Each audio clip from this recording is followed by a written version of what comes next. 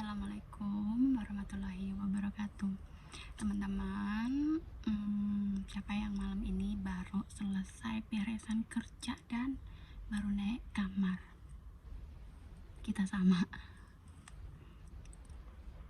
Sebenarnya kayak aku di sini tuh udah nggak betah ya. Kakekku itu orangnya masih suka apa sih? Orangnya punya penyakit, kayak punya penyakit demensia gitu. Jadi penyakit demensia itu dia suka kalau lupa bisa marah-marah. Terus misalnya dia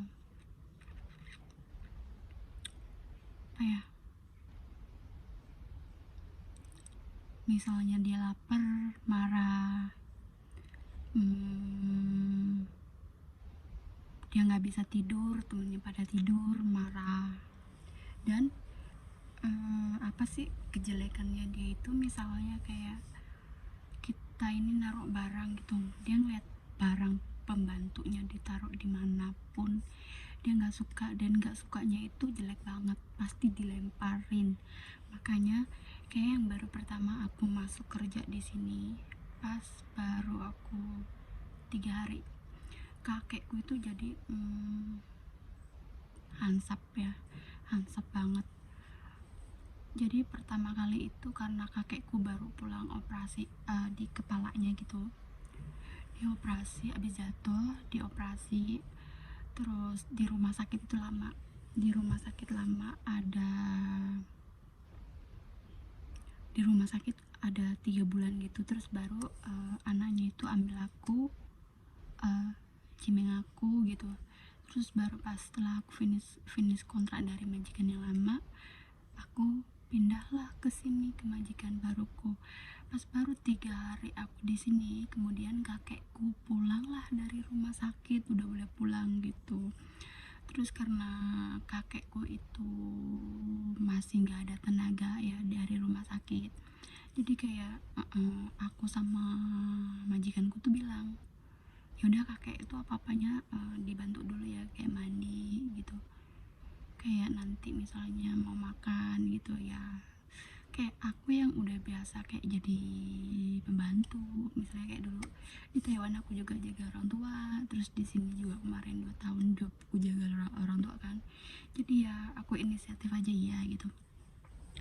Ternyata pas aku bantu mandi kakekku itu, pas setelah selesai mandinya, aku kan bantuin lap-lapin badannya gitu, anduk-andukin gitu. Ternyata dia megang dadaku, dan dia kayak sambil gitu ngeliatin itu, kayak orangnya gimana ya. Tapi aku pikir namanya orang tua kan biasa ya, aku pikir namanya orang tua itu gak sengaja, atau pikirannya kayak anak kecil gitulah, kayak mainan gitu loh. Jadi aku anggapnya kayak gak main hati, udah ngebatin, tapi dalam hati apa jangan-jangan kakek ini orangnya nakal gitu ya, tapi ya cuman ngebatin aja. Terus aku bilang sama agensiku waktu itu, tapi bukan yang agensi asliku, tapi dia dia yang kayak orang kantornya juga, tapi yang dia yang kerjanya di kantor di Cungwan ya, di Cuang. Aku kaget, takut kakekku kalau bangun ngeliat aku, denger aku bisik-bisik kayak gini, dia tuh marah, dan marahnya itu pasti banting-banting pintu, terus bilang tiule kemeonga. Ya kadang sakit hati ya, setiap marah dikatain gitu, kadang diusir gitu. Pernah juga aku mau disiram air panas gitu, kok disiram air panas, apa berlebihan, mau disiram kopi gitu, udah hampir kena ke tangan itu. Terus aku ancam dia kan, kalau kamu sampai kopi ini sampai tumpah ke badanku semua dan sampai aku terluka, aku bilang gitu, aku bakalan telepon polisi gitu. Ini lanjut lagi ke ceritaku yang dari awal aku kerja di sini. Terus kakekku yang pegang dadaku itu, pas baru 3 hari kakekku kan datang dari rumah sakit, boleh pulang ke rumah gitu kan ya.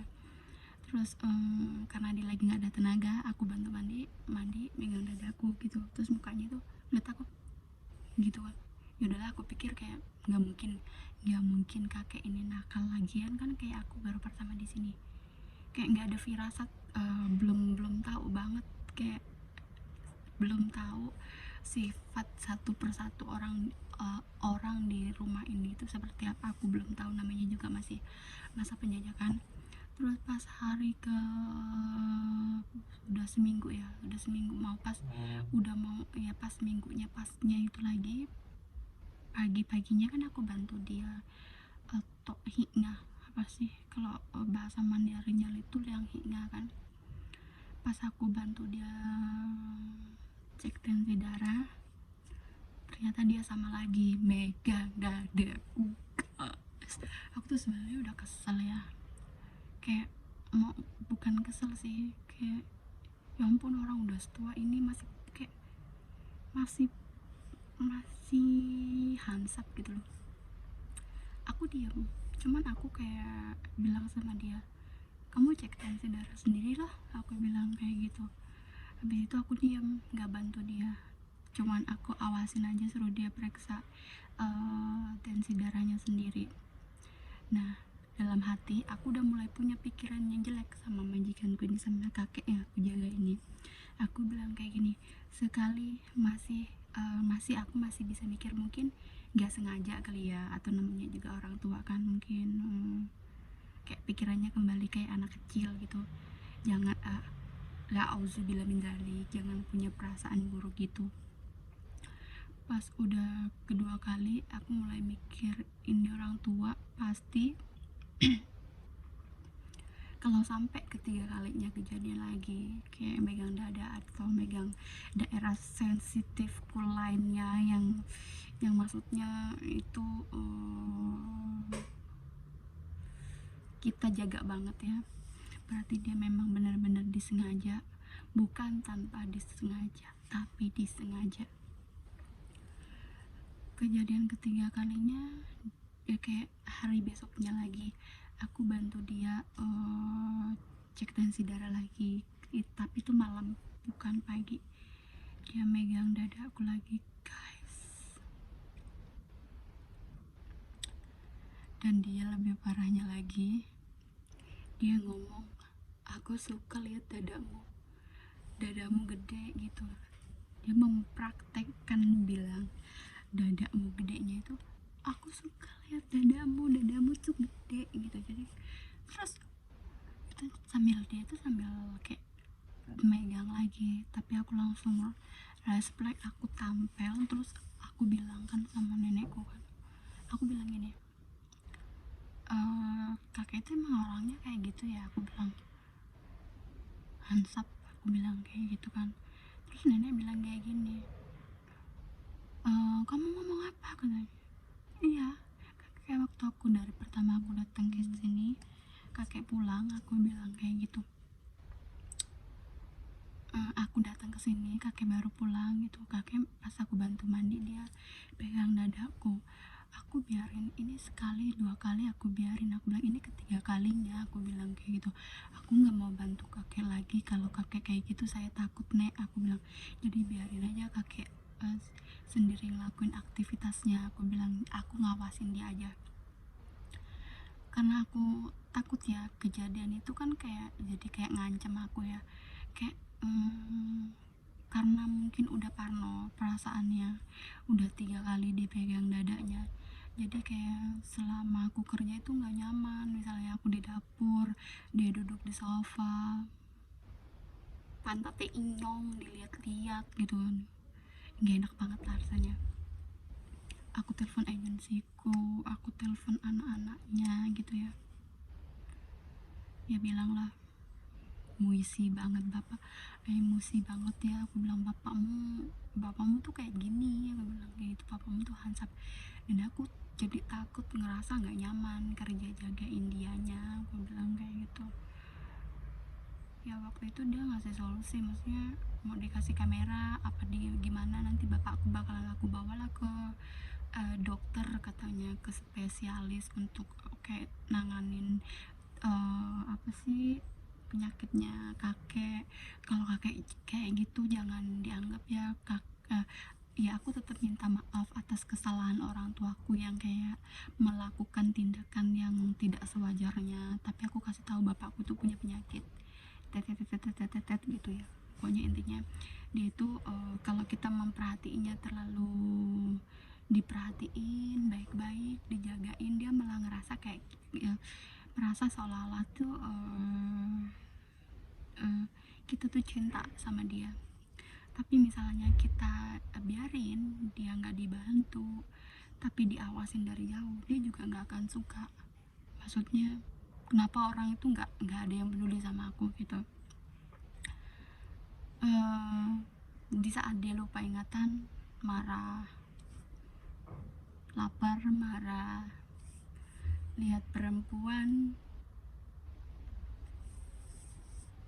matanya dari atas sampai ke bawah, dan dia itu alkoholik. Jadi setelah aku cerita panjang kali lebar dari awal aku kerja di sini sampai sekarang, kejadian itu tuh terus-terusan berlangsung ya. Kayak setiap hari aku kerja di sini, misalnya di jadwal kerjaku kan aku bangun jam 7 sampai jam 7 malam aku udah selesai ya beresan. Tapi pada kenyataannya sebelum jam 7 misalnya aku belum bangun, kan aku jam 7 itu selalu bangun setelah alarm gitu. Jadi jam 7 pas aku pasti bangun setiap hari. Tapi misalnya kakekku tuh bangun jam 5, bangun jam setengah 6 gitu, dan dia bangun sendirian, aku sama nenek belum bangun, dia itu nanti bakal stres sendiri, banting pintu lah, nyetel TV lah. Dan sementara kamarku ini nih, aku kasih tahu sama kalian, kamarku ini posisinya di bawah sini ini itu tuh TV. Aduh maaf ya guys, di tempat posisinya TV. Jadi dia nyetel TV, terus misalnya dia nggak nyetel TV, bingung, nggak ada yang dia nggak ada yang dia tonton yang dia senang, dia marah, banting pintu lah, terus ngomong-ngomong sendiri, ya ngomong yulah apalah gitu lah, intinya begitu. Terus misalnya jam 12 pas aku belum selesai masak, tiba-tiba kata semua kata kebun binatang ya, dia keluar semuanya, yang ngusir aku lah, yang apalah kayak gitulah. Terus misalnya dia orangnya itu ya nggak apa-apa sih, namanya orang tua, pikun, lupa ingatan, pemarah, itu nggak apa-apa. Tapi maksudnya itu yang penting mulut sama tangan itu jangan maju. Kalau semuanya udah maju itu bikin orang benar-benar kayak stres. Aku juga kadang sampai bilang sama, maaf guys, kamera aku jeblok. Kadang aku sampai bilang sama majikanku, kayaknya aku nggak bisa jaga bapakmu, karena bapakmu ini memang seharusnya ditanganin sama memang orang yang ahli dalam penyakit bapakmu. Aku memang benar pengalaman menjaga lansia dari aku kerja di Taiwan sampai di Taipo, dan kedua aku kontrak di sini sama kamu. Cuman kayak untuk orang yang menangani orang yang temperamental kayak bapakmu, aku baru kali ini dapetin pasien atau lansia yang seperti ini. Aku bilang kayak gitu. Sekarang misalnya aku dalam posisi salah ataupun nggak salah, aku bilang kayak gitu, everybody always angry with me, bahkan aku nggak tahu, aku bilang kayak gitu. Misalnya apapun yang aku lakuin tuh nggak pernah benar, aku bilang kayak gitu.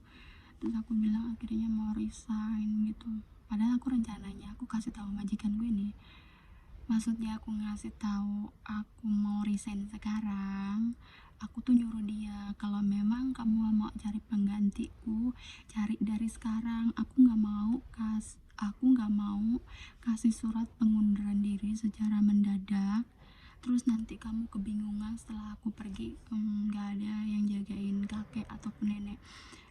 tahu kamu pasti bakal sibuk banget, dan aku khawatir sama nenek, sedangkan nenek sama kakek kan tinggalnya nggak sama majikanku kan, makanya aku kasih notisnya sekarang.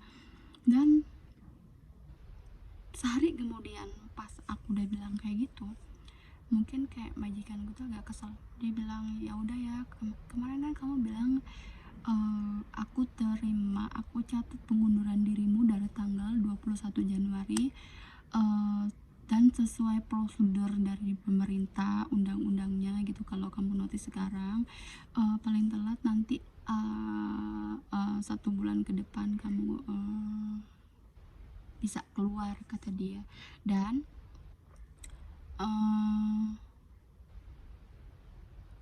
apa sih, nanti last day-nya, hari terakhir kamu kerja di sininya, dari tanggal 21 kemarin kamu bilang mengundurkan diri sampai tanggal 21 Februari. Dalam hati, ya emang sih aku mau notis, tapi maksudnya notis yang aku bilang itu, maksudnya aku nggak mau notis sekarang, tapi aku ngasih tahu dulu aku mau notisnya nanti bulan 6. Dan aku nyuruh dia cari gantiku, karena aku tahu nyari pembantu itu susah kan, kayak zaman sekarang. Bukan susah masalah cari pembantunya mungkin banyak di sini ya, tapi kan prosesnya itu yang nunggu visa apa segala macam gitu loh. Tapi kayak bosku itu kan nggak pikir panjang, dan aku juga ternyata ngomongnya juga nggak pikir panjang gitu kan. Sementara aku masih butuh visa, harus ada kepentingan pribadiku yang memang diharuskan aku harus memakai visa ya. Dan sekarang aku mau nggak mau gantiin aku yang memohon-mohon sama bosku. Aku bilang surat pengunduran dirinya aku masih pegang, aku bilang kayak gitu. Kalau memang solusi yang kamu kasih dengan memasang CCTV di bagian area tempat kakek beraktivitas, ternyata itu berfungsi, kakek enggak hansap lagi, kakek enggak mukul lagi, kakek enggak marah lagi, enggak marah-marah lagi, mungkin itu akan jadi bahan pertimbanganku untuk membatalkan resignku. Aku bilang kayak gitu sama dia. Terus majikanku sih nggak bilang apa-apa, padahal aku nunggu banget ya jawabannya.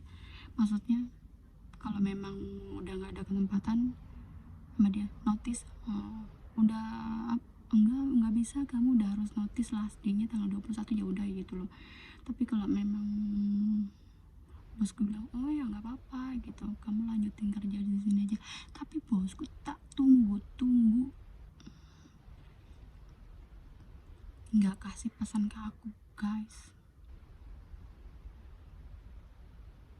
Tapi tahu nggak, posisiku yang seperti ini kemarin bilang notis, dan sekarang mohon sama dia nggak jadi notis. Jadi posisiku seperti ini malah kayak menyulitkan keadaanku di sini gitu loh. Jadi kayak seolah-olah itu mereka semena-mena gitu. Lo kemarin bilang mau notis, kenapa sekarang bilang nggak mau notis terus? Jadi kalau aku tetap bertahan di sini kan, jadi dia semena-mena, alah orang dia butuh kerjaan kok gitu. Dan keadaannya sampai detik ini nggak ngenakin banget, bener-bener tertekan. Ngelewatin 1 hari itu kayak ngelewatin 3 hari. Jadi kayak aku sekarang tuh di sini ya, gak tau lah, bete. Aku juga jadi ngomong gak jelas di sini. Habis aku mau ngomong sama siapa? Kok kalian yang sama-sama posisinya bekerja di luar negeri, terutama di Hong Kong, kayak aku, ada nggak sih ngalamin yang senasib notis gitu ya, terus pas setelah udah notis malah kitanya sendiri yang galau? Angkat tangan coy, kita senasib beneran. Dan kalian yang notis sekarang gimana prosesnya, maksudnya nunggunya di Indo atau bisa nunggu di sini. Kasih tahu ya, maksudnya benar-benar ini pengalamanku yang pertama banget.